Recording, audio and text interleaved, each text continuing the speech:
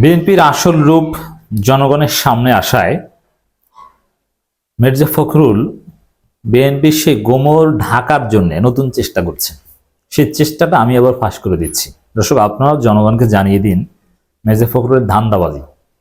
দেখেন, একটা মজার কথা, আওয়ামী লীগের লুটপাট নিচে পড়ে যাচ্ছে। দেখেন, যেই সময়ে মির্জা ফখরুল বিএনপি আওয়ামী লীগ নিষিদ্ধের বিপক্ষে, আওয়ামী লীগকে রক্ষা করতে চায়, আওয়ামী লীগের বিচার চায় না। আপনি শুনেছেন যে আওয়ামী লীগের বিচার চাই? এ কথা বলছেন, তারা নির্বাচনের কথা বলছে।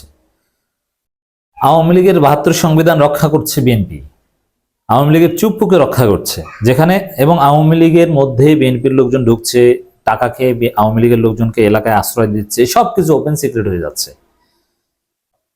আওয়ামী লীগ বিএনপি কার্যত তলে তলে মিলে গেছে। সেখানে মির্জা ফখরুল বলছেন আওয়ামী লীগের লুটপাট নিচে পড়ে যাচ্ছে, মানে আওয়ামী লীগের লুটপাট নিয়ে কথা হওয়া উচিত, এই কথা বলছেন। কেন বলছেন জানেন? যে মির্জা ফখরুল দেখছেন যে আওয়ামী লীগের লুটপাট নিয়ে কথা হয় না, এখন বিএনপির লুটপাট নিয়ে কথা হয়।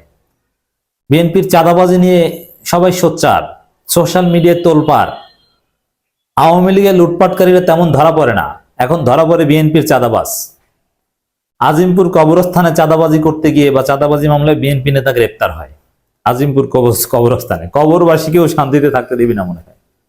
মসজিদে আজান দিতে দেয় না। জিয়াউর রহমানের নাম প্রতিদিন উচ্চারণ করলে নাকি বেহেশত নিশ্চিত। চাঁদাবাজি থেকে শুরু করে ভণ্ডামি সব শুরু হয়েছে। জনগণ এখন কথা বলে এগুলো নিয়ে।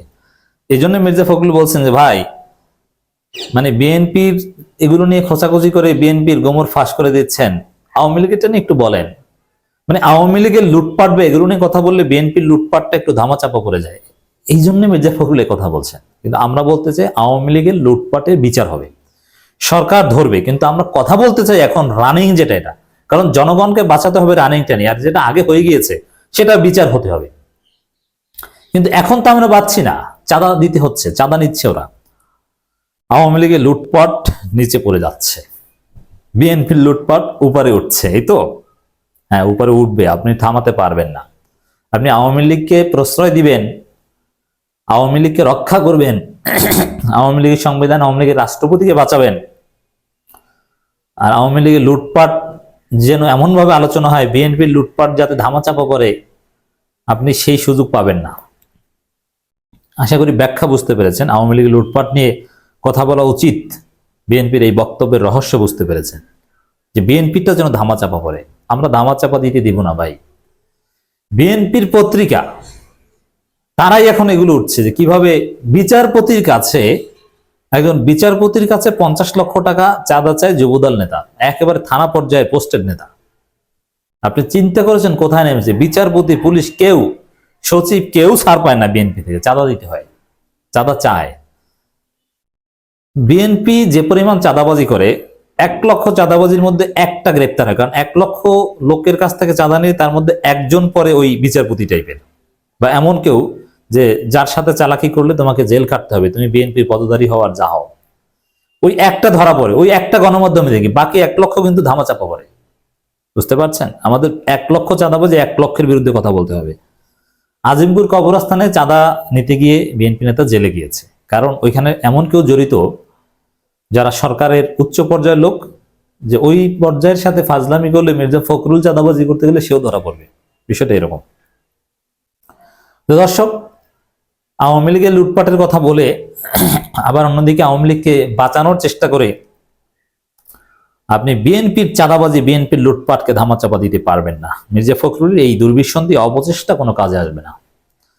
বিএনপি মহাসচিব মির্জা ফখরুল ইসলাম আলমগীর বলেছেন, রাজনৈতিক তর্ক বিতর্কে আওয়ামী লীগের দুর্বৃত্তায়ন, চুরি, লুটপাট নিচে পড়ে যাচ্ছে, এতে এক ধরনের সুবিধা পেয়ে যাচ্ছে আওয়ামী লীগ।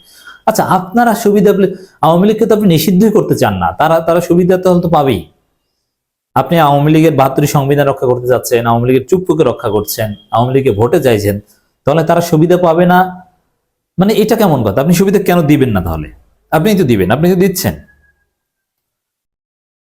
সংবাদ সম্মেলনের মধ্যে কথা বলেন, লিখিত বক্তব্যে উপস্থাপন করেন বিএনপির ইকবাল হাসান টুকু কথা বলেছেন, অনেক উল্টাপাল্টা বিদ্যুৎ খাত নিয়ে কথা বলছেন টুকু। লজ্জা শরম থাকলে আর বিদ্যুৎ খাত নিয়ে টুকু কথা বলতেন না, যেই টুকুর কারণে তারেক রহমান মার খেয়েছে, যে টুকুর কারণে তারেক রহমানকে খাম্বা তারেক বলছে জনগণ।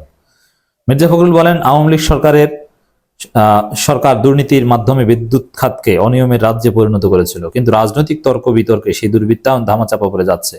ক্ষমতায় গেলে তাদের দুর্নীতির জন্য ব্যবস্থা নেওয়া হবে। তাহলে তাদেরকে নিষিদ্ধ নিষিদ্ধ চান না কেন?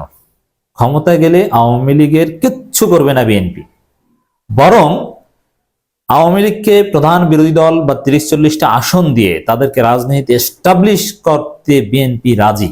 বিচার করবে তো দূরের কথা, অতএব বিচার করবে এ কথাকে বিশ্বাস করবেন না।